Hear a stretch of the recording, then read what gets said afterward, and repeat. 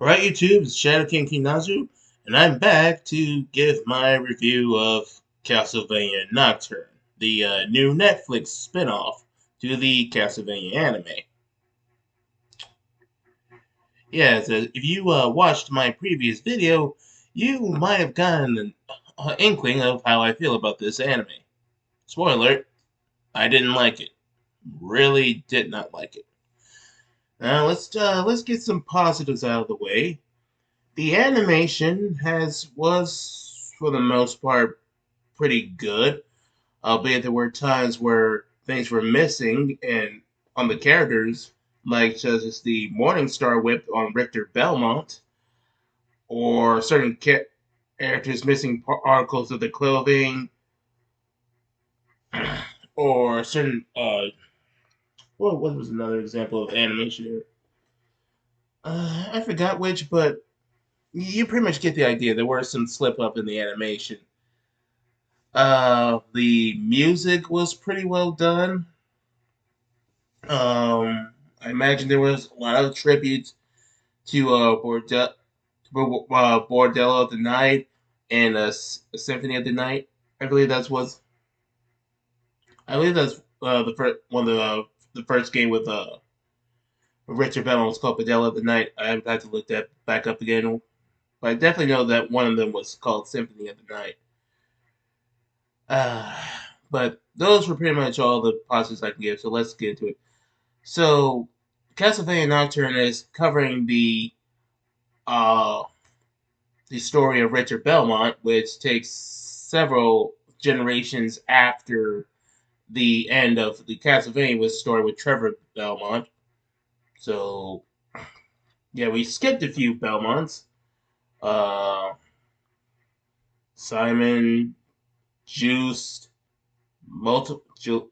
I think there was also Julius Belmont. But yeah, we skipped a few people. And it starts off with young Richard Belmont with his mother, and they're in America, and she proceeds to have a confrontation with Orlox. Or was it Orox? Yeah, I think it was Orox. And Orox, this who in the games was um one of Dracula's higher enforcers, and was a powerful magic user in the Castlevania story, and in the castle, is now a race swapped Aztec homosexual vampire who, as far as we know, has little to no affiliation with Dracula.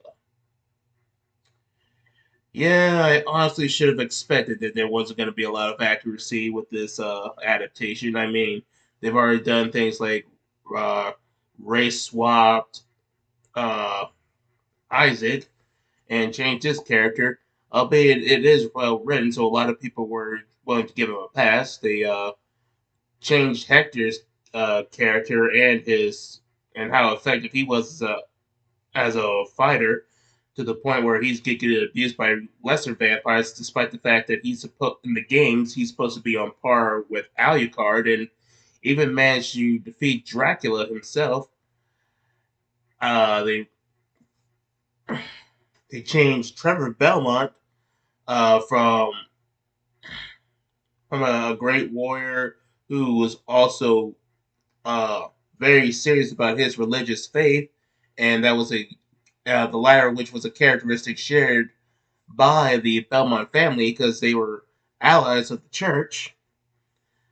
Is was later turned into who in the adaptation was turned into a drunken bum, and that's largely partly because Warren Ellis is an atheist and a secularist.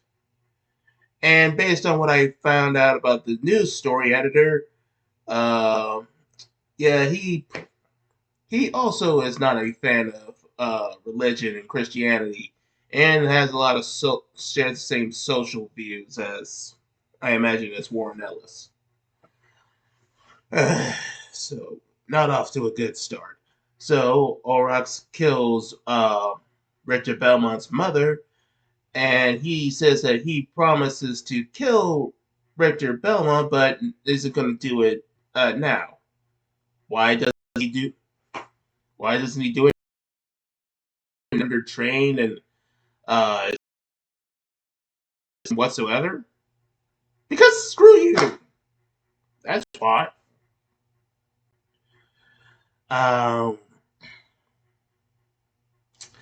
then we cut to several years later, and it's during the French Revolution, and Richter Belmont is living with his aunt and his cousin Maria, and Maria is leading the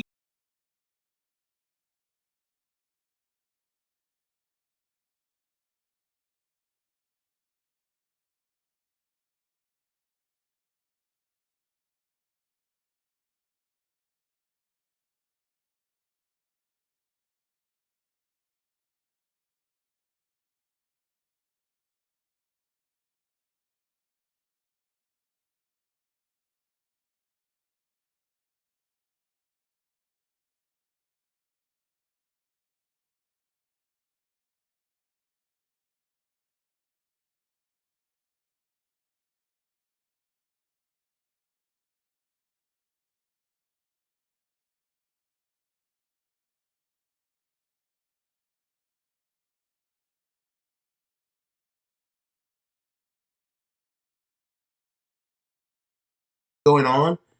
The France seems rather tidy, and the civilization seems to be still be stable, despite the fact that the French Revolution was a very bloody war. There was carcasses everywhere, disease going around. Yeah, so it's a huge disconnect. So,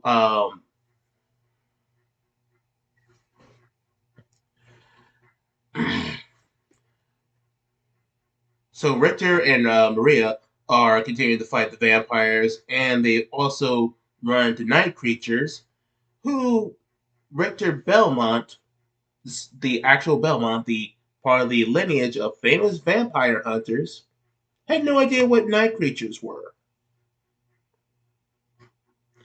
Yeah, he got a real good he got a real good education and training from his mother, didn't he? Well, and from the rest of his family. And also, Maria has the ability to summon animals out of the portal.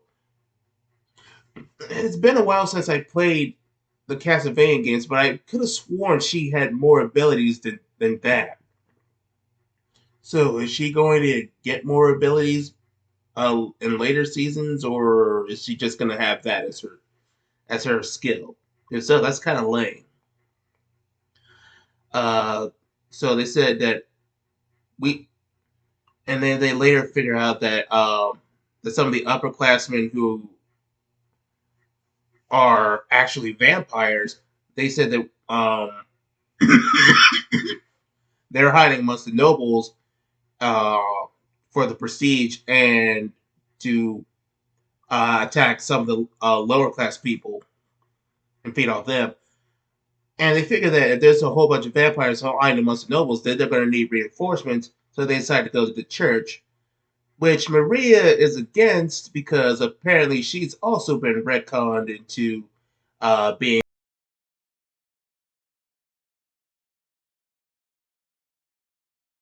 You could tell there's a lot of an antagonism between her and the clergy.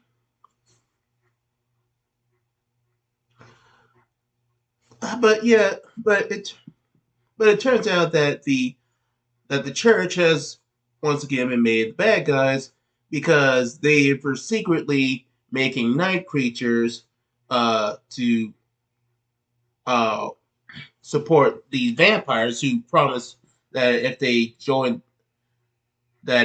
church gives them night creatures, they will help stop the revolution and put down the rebels, which is absolutely stupid because the vampires hate Christianity, they hate Jesus, they hate God, they hate the church. So you're just trading a bunch of godless rebels for godless, dangerous, volatile, man-eating vampires. I just look, look. There can be works that have commentary about religion and critique it. I'm not for that, but I can at least tolerate it if it was well written. But no, after that, you're trading something. You're trading a lesser danger for to the church for a greater danger to the church. Uh, and there's more problems, but I'll get into that later. So they continue to fight these vampires and the night creatures, and then once they have a little bit of trouble, they get rescued by Ned and the guy who's an opera singer. I forgot what his name was. And Annette is another example of a race swap character because Annette in the games was European and white, and granted was a damsel in distress, but still was that character. Whereas here she is a black uh, former slave who has uh, old African magic powers tied to an old African god. I believe she's like a descendant of that lineage or something. So yes, they've gone so far to change the character, and and this, well, this is, I keep saying this when characters get race swapped. If you're going to change the character and do it to such a point that there's hardly any remnants of the original character except for the name, why don't you just make an original character? Think about it. If they just kept Annette as she was in the games, and then they had this version of Annette that they made, but didn't call her Annette, just change her name, just kept everything the same about her, what would have changed? What would have changed? Nothing. Absolutely nothing. She would have still been the exact same character that they made her, and we would have still had the Annette from the actual games. It would have all been practically been the same. And but going about this, but let's just for the sake of argument, let's just take this Annette, this version of Annette by herself. What do I think of her? Honestly, I can't stand her. I can't stand her. She is she's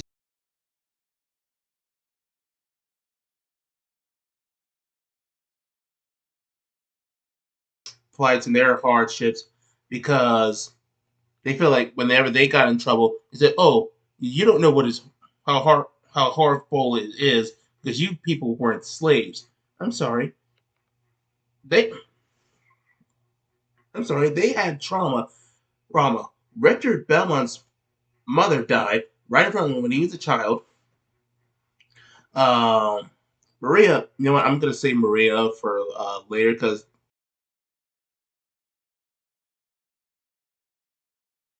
her Maria's mother, uh, her sister got got turned into a vampire, and she was forced to kill her herself. So stop condescending and acting like a. I can't say the word because I'm trying to I'm trying to move away from swearing. But you guys know what I wanted to call her. And she just and speaking of slavery, she just never shuts up about the whole slavery thing. Yes, I know slavery. This is taking place in the 1800s, and slavery is still going on. But it would just be nice if we just like one episode we didn't talk about slavery or racism from this character. It's so annoying, and the revolution between her talking about slavery and Maria talking about the revolution. It was just so annoying listening to these characters. I just have to talk about something else for like one episode, not mention these things. So I feel like this is not your one note characters. Uh, Annette also is also a massive hypocrite because these characters don't know how to deal with trauma and handle dangerous situations under pressure, despite the fact that when they initially went to spy on the vampires, uh, Annette saw one of the vampires who was her former slave master. She got so angry that her power started to act up, and that caused the vampires to notice him, and that caused her opera friend to get killed, and now he got transformed into a night creature by the church. So yeah, that's her fault. And the worst part is the show doesn't hold her accountable. None of the characters say that this was her fault. They don't take her to task. So yeah, I feel like the writers have a bit of a bias. Uh, what else could I talk about? Yeah, I could talk about more about the church. There's more hypocrisy. Uh, there's this. Uh, there's the guard for the church. You think like he's very serious about his religion and he just wants to protect the church and make sure that the house of God is protected. But apparently he's kind of a hypocrite because despite saying that he values the scriptures and the Christian values, he's also apparently a homosexual and is having sex with Olrox. Uh, so yeah, this guy's not practicing what he preaches. And it later turns out that the head clergyman is Maria's estranged father. Yeah, he had he slept with Maria's mother, but obviously he couldn't have a relationship with her because he's a Catholic priest, and he can't, and he has promised to a life of celibacy and chastity. Yeah, I'm sure that was just done, just made the writers' opinion saying that the church is hypocritical and whatnot, which is voiced again by Maria in episode 7. And that's pretty much when I checked out of this show and said, like, no, this show, I'm out. I'm out of this show. I suppose we could talk about the antagonist. So now, instead of uh, instead of the story being focused on Dracula like it does pretty much all the games, it's focused on Elizabeth Bathory, or likely inspired by Elizabeth Bathory, and they changed her to be the Vampire Messiah, which is so they're trying to hype her up like, oh, she's right on par with Dracula, or maybe she's better than Dracula, even though Dracula is supposed to be the most powerful vampire in the whole series, largely because he's not only a powerful vampire, but he also has ties to the realm of chaos. It's this whole complicated thing, but yeah, that was part of the reason why he was the most powerful vampire in the series. And I also believe that in the games, Elizabeth Bathory is supposed to be a relative of Dracula, like his niece or something. I forgot which. I had to look at the family tree again, but yeah, they try to make her say,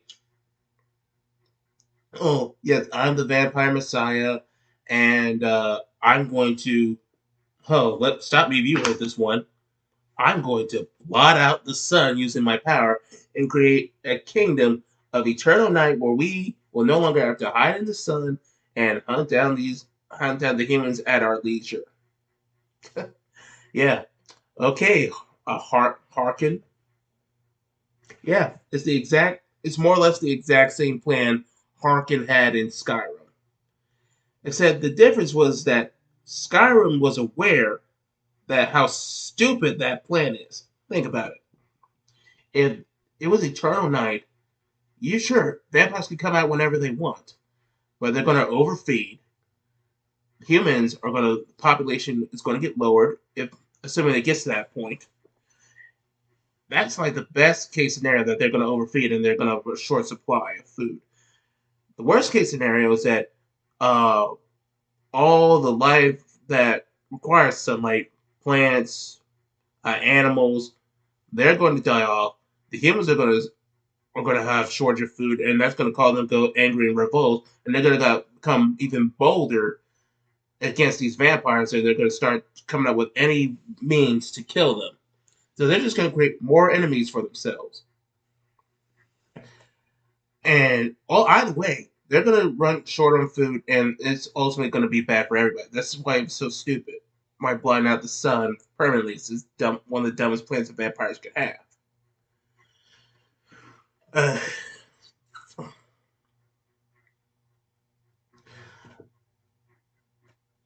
yeah, and there was also this Delta who's this who like she instead of look like she belongs in Castlevania, looks more like she looks belongs in a black exploitation film from the 70s. And she even has the having those the shoes that like one end of the shoe is like I don't know how to perfectly describe it, but like one end of the shoe is like this long and wide, and the rest is just like the standard uh, shoe and heel. You probably know what I'm talking about. I don't I don't believe that shoe belonged in the was made in the 1800s. If it was if it was, I'm sorry, but it just feels. But as far as I know, that wasn't the case, and it just makes those things barely off-putting. And most of her talking is just either talking about the goddess or uh, making some lewd sadistic joke. And I did not care for this character either. Um, I guess I should talk about how they handle Richter Belmont. Um, Now, Richter Belmont in the games is supposed to be the strongest of all the Belmonts. I mean, granted, there were Belmonts that came after Richter, but he was definitely regarded as the strongest Belmont and the most prolific Belmont, aside from like Simon Belmont, and you can argue Trevor Belmont at this point. But I never got the inclination was the that this Richter Belmont was that powerful that he was the strongest. You could argue that maybe he's still growing. He has to come into his own, and maybe by near the end of the series he'll be at his full potential. But no, uh, I didn't really care for that. We're still missing the religious part of his character, along with the other Belmonts. We all, I mean, a lot of people who I've seen review this also said that they didn't like how Rector Belmont uh, ran away when he saw Aurochs again and started crying and having some PTSD. That's pretty up in there. I can kind of see where they're coming from, but I can also see people saying that he had a traumatic experience. So whether you like that or not, that leaves up to you. I'm on the fence on the matter. I can understand him having some PTSD, but I don't think it should have gone to that so far that he starts leaving the battle and then starts wailing and crying. uh, we also had Juiced Belmont show up, and he basically got the Jake Skywalker treatment, where he's this worn down, defeated old man.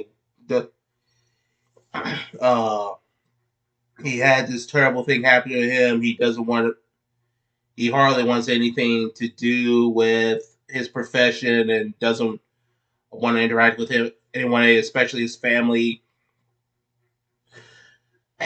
And despite being part of a prolific and legendary vampire hunting family, he and Victor get caught off guard by these no name vampires that were all getting ready to be executed, and they would have been dead had it not been for Richter getting over his mental block and tapping into his magical powers. Yeah, great. Uh, what else was I talk about? I already talked about the clergyman and how Maria was calling him a hypocrite and how she doesn't believe in Christianity. We already talked about that. I guess we talk about the like I said, I checked out of season 7, but I know how basically how the final episode went off. Um, Richter and the crew failed to stop stop Erza Bathory from blocking out the sun. The vampires start to get more powerful. Jolta goes out trying to kill uh, Richter, Maria, Ned, and what have you. Maria's mother gets bit by Elizabeth Bathory and uh, becomes a vampire. And, just when all hope seems lost, uh, Jolta uh, is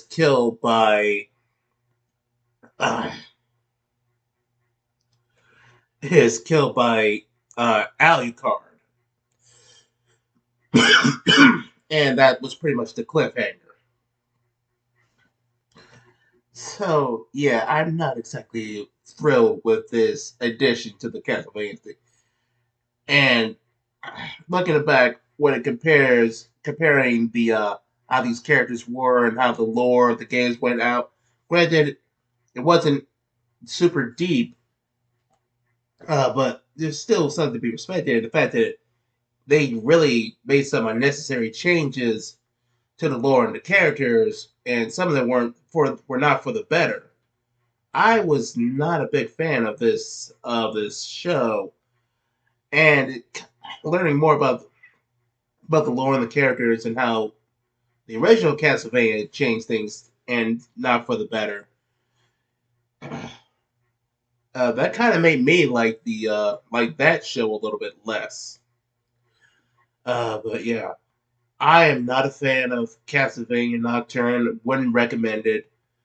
Um, imagine there's going to be some fans of the show or people who don't exactly agree with my beliefs and views who are going to go in the comment section and make like an essay or something saying how I'm wrong or how I'm being biased or something along those lines because some of them have already started doing that in the comment section when I said I wasn't interested in seeing season 2 of this thing because they already made an announcement for that.